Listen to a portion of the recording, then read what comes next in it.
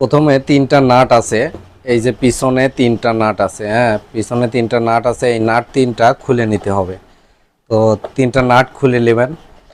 খুলে নেওয়ার পরে তারপরে ভিতরে আপনাদের দেখাচ্ছি যে কি অবস্থায় আছে। সেটা না দেখলে তো আপনারা বুঝতে পারবেন না, তাই আমি আপনাদের মাঝে এটা একদমই প্র্যাকটিক্যালি দেখাবো। এই দেখেন, খুলে ফেললাম আমি।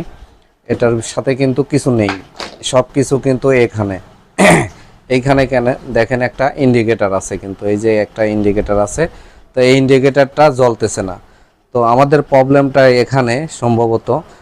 তো আপনাদের দেখাই, এই যে দেখেন এখানে কিন্তু গলে গেছে। ঠিক আছে, এখানে লাইন থাকে, এখানে অটো সার্কিটের মতো একটা সার্কিট থাকে, পাতি দিয়ে তৈরি করা রিলে সিস্টেম। তো সেটাই হয়তো প্রবলেম, এখানে গলে গেছে। তো আমি এটা খুলে তারপর আপনাদের দেখাচ্ছি।